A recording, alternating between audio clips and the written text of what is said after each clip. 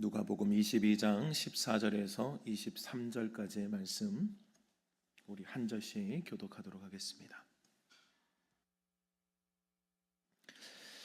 때가 이르매 예수께서 사도들과 함께 앉으사 이르시되 내가 고난을 받기 전에 너희와 함께 이 유월절 먹기를 원하였노라. 내가 너희에게 이르노니 이 유월절이 하나님의 나라에서 이루기까지 다시 먹지 아니하리라 하시고 이에 잔을 받으사 감사기도 하시고 이르시되 이것을 갖다가 너희끼리 나누라. 내가 너희에게 이르노니 내가 이제부터 하나님의 나라가 임할 때까지 포도나무에서 난 것을 다시 마시지 아니하리라 하시고 또 떡을 가져 감사기도 하시고 떼어 그들에게 주시며 이르시되 이것은 너희를 위하여 주는 내 몸이라. 너희가 이를 행하여 나를 기념하라 하시고 저녁 먹은 후에 잔도 그와 같이 하여 이르시되 이 잔은 내 피로 세우는 새 언약이니 곧 너희를 위하여 붓는 것이라. 그러나 보라 나를 파는 자의 손이 나와 함께 상 위에 있도다. 인자는 이미 작정한 대로 가거니와 그를 파는 그 사람에게는 화가 있으리로다 하시니 그들이 서로 묻되 우리 중에서 이 일을 행할 자가 누구일까 하노라. 아멘. 우리 성경 전체에 흐르는 중요한 주제가 있다면 신학적인 중요한 주제이기도 하지만 언약입니다. 언약, 약속이에요. 성경 전체는 그래서 하나님의 언약과 하나님의 약속으로 가득해 있습니다. 언약은 우리 두 당사자가 서로 약속을 맺는 것을 우리는 언약이라고 합니다. 특별히 이제 성경에서 말하는 언약에서는 하나님과 인간 사이의 약속, 하나님과 인간 사이의 약속을 말하고 있어요. 성경은 에덴 동산에서 창세기에서부터 이미 하나님의 언약이 시작됨을 우리에게 분명히 말씀하고 있습니다. 하나님이 인간을 위해 온 세상을 만드셨거든요. 온 천지 만물은 인간을 위해 지어진 겁니다. 그래서 모든 것들을 다 지으신 다음에 마지막에 사람을 만드시는 거예요. 왜요? 그 모든 것들이 사람을 위해서 지어진 것이기 때문입니다. 마지막 주인공이 그렇게 등장하는 거예요. 인간은 에덴 동산에서 마음껏 누리며 살아가야 했지만 모든 각종 나무의 열매를 먹고 그리고 그것들을 이제 마음껏 누릴 수 있었지만 또 주님께서 누릴 수 있는 것과 함께 의무와 책임도 같이 부여하셨습니다. 그것을 지키고 경작해라 라고 말씀을 하셨어요. 그리고 하나님께서 인간에게 금하신 한 가지가 있었습니다. 그것이 바로 선악을 알게 하는 나무의 열매는 먹지 않는 것이었어요. 이것이 하나님과 인간 사이에 맺어진 첫 번째, 최초의 언약입니다. 하나님께서 그들에게 명령하신 것이기도 했지만 그들과 또 약속을 받으신 것이기도 해요. 너희가 이것을 먹어서는 안 된다. 이것을 지켜야 한다. 그러면 그것을 듣는 자가 반응을 했겠죠. 네라고 하든지 아니오라고 하든지. 그런데 당연히 하나님께서 명령하신 것이니 아담과 하와는 그거 명령을 받았을 것이라고요. 이건 하면 안 되는구나. 이게 언약이 되는 거예요. 그래서 하나님이 만드신 땅에서 살려면요. 그리고 하나님과의 관계가 끊어지지 않기 위해서는 반드시 이 법을 지켜야 되는 거예요. 이것도 법인 겁니다. 하나님께서 그들에게 약속하신 거예요. 만약 이 약속을 지키지 않을 때에는 결과는 선언하신 대로예요. 어떻게 됩니까? 너희가 먹는 날에는 반드시 죽는 거예요. 그 결과에 대해서도 이미 이야기해 주셨습니다. 죽음이 임할 것이다. 모든 나라에는 법이 있죠. 약속이에요. 그래서 우리가 어디 다른 나라를 입국할 때도 당연히 입국할 때 입국에 신고를 하거나 아니면 서약을 하거나 모든 것들은 그 법에 대한 것들을 존중하고 따르겠다라고 하는 것이 당연히 명시가 되는 겁니다. 당연히 그래야 들어갈 수 있는 거예요. 만약에 그 법을 받아들이지 않으면 그 나라에 들어갈 자격이 없습니다. 살 자격도 없고요. 그리고 여행도 갈 수가 없어요. 그 나라의 법을 안 받아들이는데 어떻게 그 나라에서 살겠습니까? 하나님 나라도 마찬가지거든요. 하나님 나라도 우리가 누리고 즐기고 우리가 마음껏 할 수 있지만 그러나 하나님의 나라에도 법이 있다고요. 지켜야 될 게 있는 거예요. 주님께서 제시한 그 약속, 그 서로 간의 상호 간의 약속을 지키지 않으면 그 나라에서 추방될 수밖에 없는 거예요. 에덴 동산에서도 하나님께서 그들에게 법을 말씀하셨죠. 열매를 먹지 않는 순종, 그것을 요구하신 거예요. 그리고 그 나라에 살 자격이 그러했습니다. 그것을 지키면 그 나라에서 마음껏 살아갈 수 있는 거예요. 그러나 지키지 않으면 쫓겨나게 되는 겁니다. 아담과 하와는 이 하나님과의 약속을 깨뜨리죠. 선악과를 따먹습니다. 언약이 깨어진 결과는요, 하나님과의 언약이 깨어진 다음에 그들은 말 그대로 죽음이 임합니다. 그들은 더 이상 하나님의 나라에 살 자격이 없는 거예요. 그것을 그들에게 보여주신 사건이 에덴 동산에서 추방되는 거예요. 에덴 동산에서 나가야 됐습니다. 물론 그렇다고 해서 모든 천지 만물을 또 하나님이 지으신 것이 아니지 않지만, 그러나 그것을 상징적으로 보여주신 거예요. 하나님이 제공하신 가장 아름다운 땅, 그 에덴 동산에서 추방되어야 했습니다. 더 이상 하나님의 나라에 살 자격이 없는 거예요. 약속을 깼기 때문에 그렇습니다. 죽음은 이 땅에서 호흡이 끊어진 것만을 말하지 않거든요. 진짜 죽음의 의미가 있어요. 이것은 하나님과 더 이상 교제할 수 없다라고 하는 거예요. 그 땅에 살 자격이 없는 거예요. 그 명령을 받아들이지 않고 하나님의 말씀을 내가 우습게 여긴다면 하나님과 당연히 교제할 수 없고 그가 만드신 나라에는 살아갈 수 없는 겁니다. 진짜 죽음의 의미예요. 하나님과 떨어져서 살아가야 되는 거예요. 진짜 죽음이에요. 여러분들, 특별히 사람은 하나님께서 지으실 때 영원한 존재로 지으셨습니다. 물론 이 땅에서 살아가는 시간은 제한이 있어요. 우리에게는 70, 강건하면 80이라고 하는 제한이 있잖아요. 그런데 사람은요, 모든 사람은 동물과 달라요. 동물을 지으실 때 동물과 모든 것들은 사람을 위해서 지었다고 했잖아요. 모든 동물도 마찬가지입니다. 사람을 위해서 주님께서 만드신 거라고요. 근데 인간은 달라요. 하나님께서 그저 흙으로 동물들을 지으시고 만드시고 이렇게 모든 것들 말씀으로 지으시고 하셨지만, 사람은 거기에 하나님의 호흡, 생기를 불어넣으신다고요. 그게 우리에게는 영혼이라고 하는 거예요. 하나님과 영원히 살 수 있는 영적인 존재, 그것이 사람입니다. 영원히 살아요. 그런데 하나님과의 단절은 곧 무엇을 의미한다고요? 죽음을 의미하잖아요. 그러니까 사람은요, 그때부터 진짜 영원히 죽는 죽음이 그들에게 임하는 거예요. 이 땅에서 살아가는 죽음, 우리가 생각하는 죽음의 의미가 아니라 진짜 영원히 죽는 그 죽음, 더 심각한 죽음이 그들에게 임하여 버리는 겁니다. 하나님과 영원히 행복하도록 사라진 사람이 언약이 깨어짐으로 하나님 없는 영원한 죽음 가운데 살아가야 되는 겁니다. 그래서 우리가 이 땅에서 호흡이 끊길 때에도 하나님과 함께 교제하고 있는 자는 어디로 갑니까? 당연히 하나님과 함께 천국에서 영원히 살게 되는 거예요. 그러나 성경은 또 하나님이 분명히 통치하시는 곳이지만 주님이 원하시는 건 아니에요. 마귀와 그 사자들을 예비된 영영한 불입니다. 그런데 하나님과 교제를 거부하는 자들은 그쪽으로 들어갈 수밖에 없는 거예요. 지옥을 선택할 수밖에 없는 거라고요. 하나님과의 관계가 깨어진 모든 인간은 그러한 절망적인 상황에 빠져버립니다.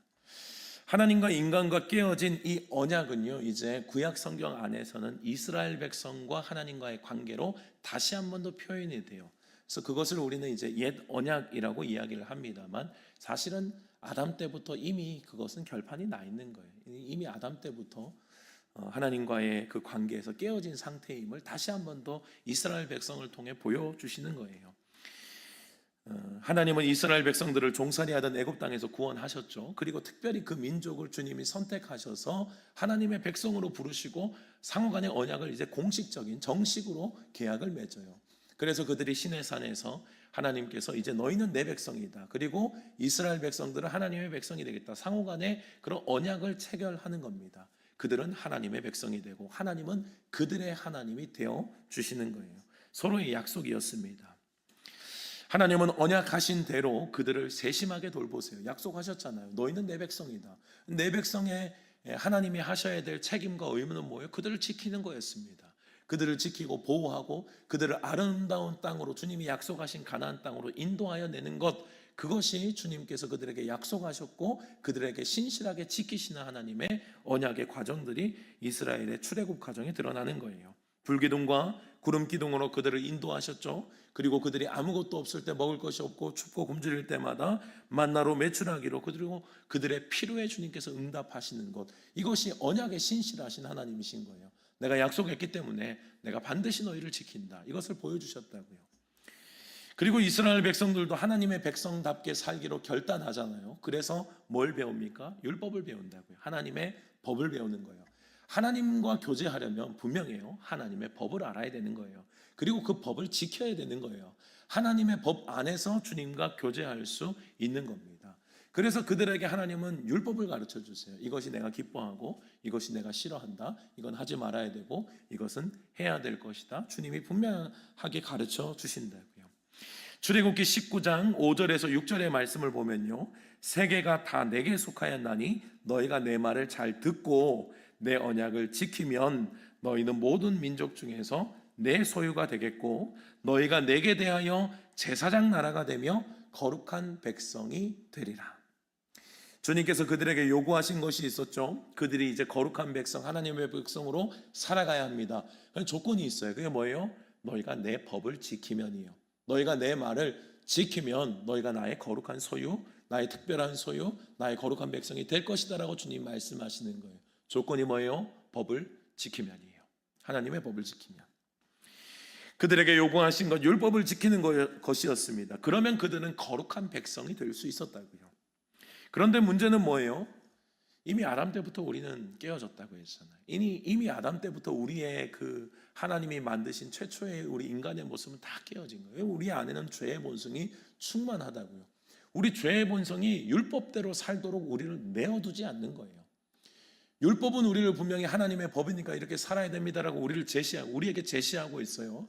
그런데 이 율법을 쫓아가야 될 사람은요, 쫓아갈 수 없는 상태인 거예요. 우리는 이미 죄의 본성이 가득하여 하나님의 법을 지킬 수 없는 우리 연약함이 끊임없이 우리에게 드러나는 겁니다. 그래서 그들은 끊임없이 죄를 짓고 하나님을 떠납니다. 이게 구약의 역사예요. 하나님은 그런 그들을 위해서 또 하나님의 방법을 알려주십니다. 그게 뭡니까? 제사입니다. 하나님과 화해하는 법이었어요.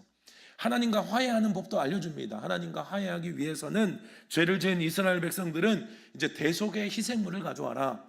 대신 죽을 짐승을 가져와라. 그래서 짐승들이 대신 피를 흘렸다고요. 레위기서 17장 11절의 말씀을 보면요, 육체의 생명이 피에 있느니라.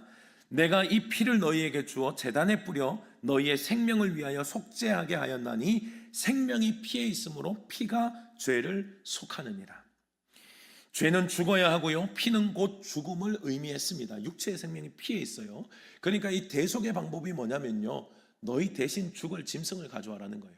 너희가 죄를 지었어? 그럼 죽어야지. 죄를 짓는 자는 죽어야 된다. 이게 하나님의 법이에요. 죄의 삭슨 곧 사망이었습니다. 여러분들, 죄는 반드시 대가가 있어요. 죄는 반드시 그의 결과가 있습니다. 죄의 결과는 사망이에요. 죽어야 끝나는 거예요. 죄에 대한 대가는 그래야 끝나는 겁니다. 그런데 주님께서 그들에게 알려주신 방법이 뭐라고요? 제사예요, 제사. 그러니까 너희 대신에 동물을 가져와라. 그래서 동물을 잡아 죽여서 피를 뿌려라. 그러면 내가 너희의 죄를 사하겠다라고 말씀을 하시는, 이게 제사법입니다, 여러분. 죄인은 대속제물의 피를 통해서 죄를 씻고 하나님과 화목하게 되는 방법을 알려주신 거예요. 이 모든 것들은 뭐예요? 그림자예요, 사실은. 그래서 우리가 이게 신약과 주님과의 연결이 어떻게 되는지가 우리가 분명히 보여지게 된다고요. 구약의 제사는 어떠합니까, 여러분? 끊임없이 이루어지겠죠. 왜요? 끊임없이 죄를 지으니까요. 끊임없이 죄를 짓는 인간이니까 끊임없이 제사를 드려야 맞는 거예요. 계속 피를 뿌려야 되는 거예요. 이스라엘 백성들은 죄를 지었고 죄를 지을 때마다 피를 뿌려야 했습니다.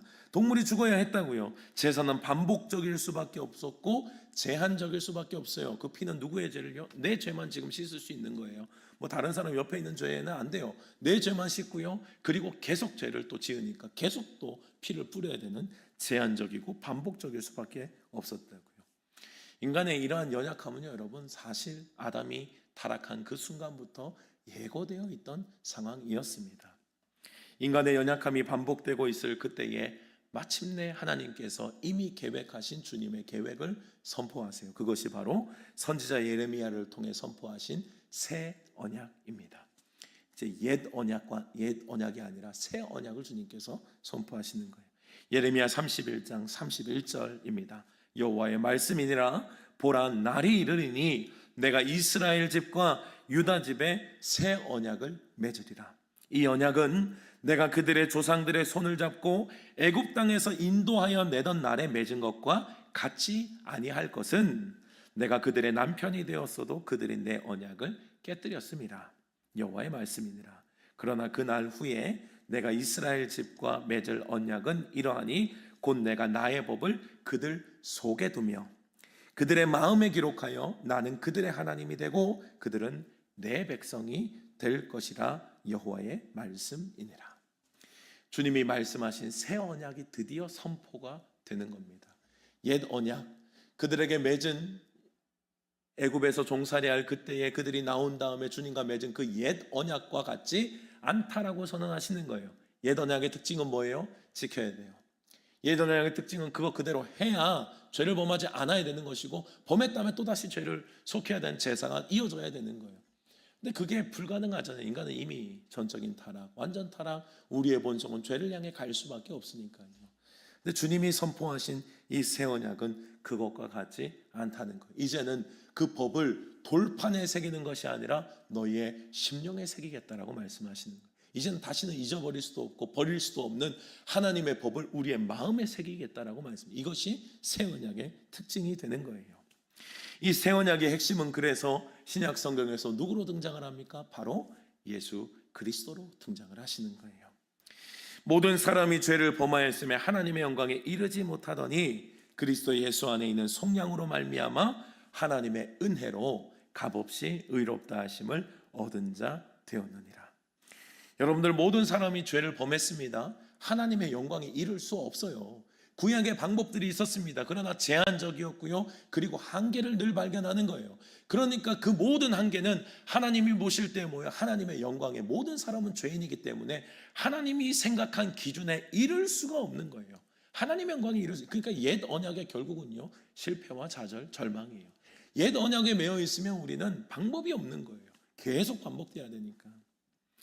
그러나 이제는 그리스도 예수 안에 있는 속량으로 말미암아 하나님의 은혜로 값없이 의롭다 하심을 얻은 자 되었다라고 선언하세요. 이제는 누구 안에서 이제는 의롭다 하심을 얻는다고요? 예수 그리스도 안에서요. 예수 그리스도 안에서 이제 그 역사가 이루어지는 겁니다.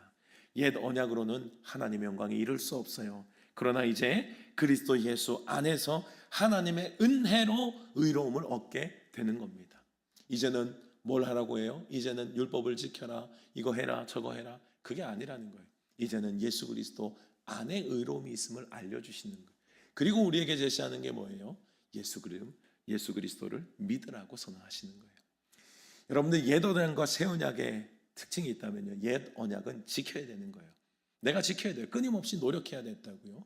그리고 나의 좌절감을 맛봐야 되는 거예요. 또 안 되네, 또 안 돼, 또 죄를 지어야 돼, 또 제사를 드려야 돼. 이게 옛 언약이에요. 그런데 새 언약은 뭐예요? 그냥 믿으라. 이미 너희는 안 된다는 거예요. 이미 너희는 안 되니 그리스도 예수의 의로움을 옷 입어라. 그리스도로 옷 입어라라고 그렇게 그래서 바울이 표현을 하는 거예요. 우리의 의로움이 있어요. 우리는 그래서 열심히 노력해서 우리가 의로움을 좀 만들어내고 짠 이렇게 하고 우리의 좀 거룩함을 주님 앞에 드러내면 됩니까? 그게 이미 안 된다. 이미 결론이 난 사건이에요, 여러분. 그래서 하나님께서 우리에게 요구하시는 것은 뭐냐면 이제는 너희의 의로움이 아니라 그리스도 예수 안에서 의로움을 얻으라. 그리스도로 옷 입으라고 우리에게 말씀하고 계시는 거예요. 예수 그리스도께서 유월절 어린 양이 되신 이유입니다. 예수 그리스도께서 유월절 어린 양이 되셨죠. 그리고 그 어린 양이 되셔서 뭘 하셔서 십자가에 죽으셨다고요. 십자가에 피 흘려 죽으시는 거예요. 그리고 완벽한 제물로 완벽한 제사를 완성합니다. 예수님은 오늘 제자들과 마지막 식사를 하시면서 예수님의 몸의 의미와 피의 의미에 대해서 가르쳐 주시는 거예요. 예수님은 떡을 먹으실 때에 떡을 떼어 주시며 이것이 내 몸이라고 말씀하셨어요. 그리고 이것을 통하여 나를 기념하라라고 말씀하십니다. 그리고 예수님께서 잔을 그들에게 주시며 이 잔은 내 피로 세우는 새 언약이라고 말씀하세요.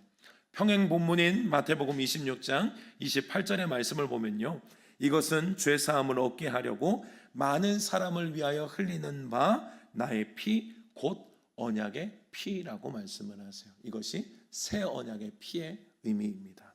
여러분들이 이제 예수님이 십자가를 향해 가셔야 했던 이유가 드러나는 거예요. 피를 흘려야 되는 거예요. 예수님의 새 언약은 뭘로 이루어져요? 피로 이루어진다고. 구약의 제사는 뭘로 완성이 됐습니까? 피를 뿌림으로 완성이 되는 거예요. 왜요? 피가 죄를 속하니까. 피가 없이는 죽음이 이루어지지가 않아요. 그러니까 죽음이 없으면 죄의 삭이 이루어지지 않는다. 죄의 삭은 곧 죽음이어야 됐고 사망이어야 됐습니다. 그래서 구약의 제사가 짐승들의 피를 흘리며 죽었습니다라고 표현해야 그 죄가 속해졌다고요. 그런데 반복적이고 제한적이던 그 구약의 제사가요, 이제는 새 언약의 시대가 열려지는 거예요. 누구로요? 예수 그리스도의 피로 열려지는 거예요. 주님께서 십자가를 지실 때 여러분, 그 자리는 제사의 자리였어요. 누구의 제사요? 우리를 위한 제사의 자리였다고요. 거기에서 양이 죽어야, 대속제물이 죽어야 거기에서 뭐가 해결이 돼요? 죄가 해결이 되는 거예요. 우리의 죄와 죽음이 해결이 된다고요. 그래서 거기에서 피를 흘려주시는 거예요. 세례요한이 예수님을 보자마자 바로 세례요한이 예수님을 향해 말했던 고백이 뭐예요? 보라, 세상 죄를 지고 가는 하나님의 어린 양이로다. 세상 죄를 지고 이 땅에 어린 양으로 오신 예수님을 세례요한은 하나님의 성령의 감동으로 그것을 보는 거예요. 그래서 그 양은 어떻게 해야 된다고요? 반드시 죽는 거예요. 그런데 예수님이 죽는 그 죽음은요, 다른 양과 같지 않아요. 다른 대속제물과 같지 않아요. 한 번에 모든 제사를 끝내버리시는 거예요. 히브리서 9장 12절의 말씀을 보면요, 염소와 송아지의 피로 하지 아니하고 오직 자기의 피로 영원한 속죄를 이루사 단번에 성소에 들어가셨다라고 주님이 말씀하십니다. 오직 자기의 피로, 그분은 자기의 피로 완벽한 제사, 단 한 번으로 완벽한 제사를 끝내시는 거예요. 이 언약은 일시적이거나 제한적이지 않습니다. 다시 제사를 드릴 필요가 없어요. 주님이 죽으시면 이제는 그 죽음으로 말미암아 영원한 속죄가 이루어지는 거예요. 누구를 통해서요? 예수 그리스도를 통하여. 어떻게 해요? 그 예수 그리스도를 믿을 때, 그 보혈의 능력을 믿을 때 우리에게 이루어지는 사건임을 여러분들 기억하시기 바랍니다. 그런데 여러분들, 우리가 용서받으려면 어떻게 돼요? 우리의 죄가 용서받으려면 이제는 방법이 옛 언약으로 가면 안 돼요. 내가 죄가 있으니 좀 착하게 살아야겠다. 내가 이런 죄를 지었으니 주님 앞에 이걸 좀 해드려야겠다. 내가 죄가 있으니 주님을 좀 기쁘시게 하고 내가 이것저것 해서 뭘 좀 하나님 앞에 좀 드려야겠다. 여러분들, 이게 뭐예요? 다 옛 언약이에요. 옛 언약에 갇혀 있으면 내가 죄를 지었으면 뭘 자꾸 하려고 해요. 여러분들, 내가 하는 무엇으로는요, 어떤 것도 주님이 그 죄를 해결할 수가 없어요. 주님이 원하시는 방법 한 가지, 그 피를 붙잡는 거예요. 내가 죄를 지었어요? 그럼 피를 붙잡는 거예요. 예수 그리스도의 십자가에 보혈을 붙잡는다고요. 왜요? 거기에서 내 죄가 해결됐기 때문에 나는 다시 십자가로 돌아가면 된다고. 주님, 그 십자가가 내 죄를 위해 죽었던 그 자리가 맞습니다. 나는 오늘도 예수 그리스도를 믿습니다. 이것이 마음에 새긴 율법이라는 거예요. 마음에 새겨주시는 예수 그리스도의 십자가의 은혜라고 하는 것입니다. 여러분들, 그 죄는, 내가 지은 모든 죄는 십자가의 피로만 지어줄 수 있으면 여러분들 믿으시기 바랍니다. 다시 피로 돌아가는 거예요. 예수 그리스도의 보혈을 붙잡는다고요. 그럴 때 우리는 용서함 받을 수 있고 영원한 생명을 얻을 수가 있는 거예요. 이제 예수 그리스도를 믿는 자는요, 여러분, 새 언약의 은혜가 시작되는 것입니다. 너희는 그 은혜에 의하여 믿음으로 말미암아 구원을 받았으니 이것은 너희에게서 난 것이 아니요 하나님의 선물이라. 행위에서 난 것이 아니니 이는 누구든지 자랑하지 못하게 함이니라. 여러분들, 율법은 죄인을 정죄하고 지적합니다. 너 이거 죄 지었지? 너 이거 틀렸지? 너 이거 혼나야지? 너 이거 죽어야지? 율법은 계속해서 우리에게 이야기를 한다고요. 그러나 그리스도 예수 안에 있으면 정죄함이 없어요. 왜 예수 안에 있으면 정죄함이 없을까요? 예수님께서 이미 정죄함을 받으셨기 때문이라고요. 예수님께서 죄에 대한 대가를 치르셨기 때문이라고요. 십자가에 죽어서 피를 뿌렸어요. 죄에 대한 대가를 치르셨다고요. 그런 다음에 주님이 부활하셨잖아요. 그렇다면 뭐예요? 우리가 예수 그리스도 안에 있으면 더 이상 너 죄인이지 못하는 거예요. 예수님이 나를 위해 십자가 죽으셨으니까. 사랑하는 여러분들, 예수 그리스도 안에 있는 생명의 성령의 법이, 즉 우리를 대속하신 보혈의 은혜와 능력이 우리를 죄와 사망의 법에서 해방하였음을 여러분들 믿으시기 바랍니다.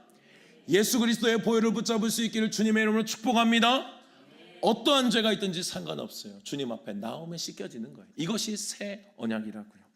그러므로 신앙생활은 여러분, 내가 열심히 하면 된다고요? 아니에요. 이것이 바울이 말한 옛 언약이에요. 바울이 말한 옛 언약. 물론 우리가 주님의 은혜와 사랑이기 때문에 신앙생활도 열심히 해야 되고요, 주님 앞에 충성과 봉사와 헌신해야 됩니다. 그러나 그걸로 내 의로움을 얻으려고 하면 안 되는 거예요. 의로움은 어디 있어요? 예수 그리스도 안에 있다고요. 주님을 사랑하니, 예수 그리스도의 보혈로 내가 씻음을 받았으니 그 사랑과 감격에 못 이겨서 사랑을 받은 자답게 예배드리고요, 사랑을 받은 자답게 충성하고 헌신하고요, 사랑을 받은 자답게 사랑을 받은 자의 태도를 주님께 올려드리는 것이라. 그렇게 살아가는 것이 우리의 신앙생활입니다. 여러분들 율법의 행위를 보면요, 지금 당장은 거룩해 보여. 내가 뭔가 좀 잘하고 있는 것 같다고요. 내가 이것저것 하고 있으면, 열심을 내고 있으면 내가 뭔가 좀 괜찮은 사람이 된 것 같아 보여요. 착각이에요, 여러분. 율법의 결과는 뭐라고요? 결국은 나의 한계를 드러낸다. 그러니 우리는 언제나 은혜로 돌아가야 되는 거예요. 주님의 십자가로 내가 그 십자가를 날마다 붙잡고 그 보혈의 은혜와 능력으로 살아갈 수 있는 저와 여러분들 될 수 있기를 주님의 이름으로 축원합니다. 예언약은 결국은 인간의 죄성과 한계를 드러냅니다. 우리는 매일매일 그렇잖아요. 여러분들 사순절 기간 거룩하게 살아야 되는 거 모르세요? 사순절 기간 주님의 십자가를 묵상하며 살아야 되는 줄 모르세요? 그러나 우리가 살아온 사순절, 이제 사순절의 끝자락에서 돌아보면 여전히 변함없잖아요, 여러분들. 우리가 애를 많이 써가지고 그래도 나름대로 좀 선하게 살았는지 모르겠지만, 그렇다고 해서 주님 앞에 내놓을 의로움이 우리가 얼마나 있냐고요, 여러분. 그럴 수가 없는 거예요. 늘 우리는 늘 한계를 드러내는 겁니다. 그래서 여러분, 우리의 선택은 또다시 보혈이라고요. 다시 우리를 새롭게 하시는 새 언약 예수 그리스도를 믿음으로 보혈을 붙잡는 것이라. 신앙생활은 결국 은혜입니다. 매일매일 보혈을 붙잡고 넘어져도 또다시 일어나는 삶, 그것이 진짜 신앙생활임을 여러분들 기억할 수 있기를 축복합니다. 예수 믿는 삶은요, 내가 의로운 행위를 하는 삶이 아니라 그냥 말 그대로 주님을 날마다 붙잡는 삶이에요. 보혈을 늘 붙잡는 삶. 그래서 찬송가에 보면요, 보혈 찬양이 그렇게 많아요. 요즘 뭐 아이들이 좋아하는 찬양에 뭐 우리 감성을 건드리고 막 이렇게 막 너를 위로하고 뭐 이런 찬양들이 많잖아요. 근데 옛날에 우리 믿음의 신앙들 그거 없어요. 그냥 보혈이에요. 그냥 피예요, 피. 피 찬양하는 거라고. 주의 보혈 능력이 또다. 그의 피 믿어. 이런 찬양을 그냥 주님께 올려드려요. 왜 그래요? 그 피가 우리를 구원했기 때문에 주님의 의로움으로 들어가는 거예요. 그래서 여러분들 찬양 중에서 가장 주님을 정말 높여드리고 주님을 찬양하는 찬양의 핵심은 보혈 찬양이에요. 보혈 찬양, 피 찬양이라고요. 그 보혈이 나를 정결하게 하고, 피 찬양을 할 때 나를 둘러싸고 있는 어둠들이 떠나가고요, 내가 그 보혈로 정결하게 되는 거예요. 이 피의 능력을 여러분들 기억하시길 바랍니다. 예수 그리스도의 보혈을 붙잡으셔야 돼요. 우리가 한 주간 살아가는 우리 고난 주간의 모든 시간들도요, 여러분, 주님께서 나를 위해 걸어가신 그 피의 흔적을 쫓아가는 거예요. 예수님께서 나를 위해 십자가를 지시고 그 보혈을 흘려주셨어요. 왜요? 나를 사랑하니까. 그래서 그 십자가의 고난은 고난을 묵상하는 것이 아니라 여러분들에게 주신 이 나를 사랑한다고 말씀하신 주님의 사랑을 깊이 묵상하는 거예요. 내가 이만큼 너를 사랑한단다. 내가 이렇게 살을 찢고 피를 흘릴 만큼 나는 너희를 이렇게 사랑한단다. 이 사랑의 고백을 여러분들이 받으면서 주님 앞에 또한 우리도 고백하는 시간이라고. 주님, 나도 주님 사랑합니다. 나도 십자가 걸어가신 주님 앞에 나도 함께 고난의 길을 걷겠습니다. 주님의 죽으심과 고난에 동참하여 부활에 동참하겠습니다. 이것이 우리의 믿음의 고백이 되어야 할 줄로 믿습니다. 우리 이 시간에는 성찬에 동참하면서 여러분들 그 피의 의미를 우리가 다시 한 번 더 실제적으로 나의 삶에 새기려고 우리가 함께 성찬으로 나아가려고 합니다. 사랑하는 여러분들, 여러분들을 향해서 흘리신 보혈을 기억하십시오. 그리고 내가 그 믿음 안에서 의로움을 얻을 수 있는 자임을 기억하고 우리 거룩한 성찬의 자리로 우리 함께 나아가도록 하겠습니다. 우리 오늘 말씀을 기억하며 조용히 묵상 기도로 성찬을 준비하며 나아갑니다. 주님의 보혈이 우리를 살리셨음을 믿습니다. 주님의 보혈이 약한 나를 강하게 하셨고 가난한 나를 부하게 하셨습니다.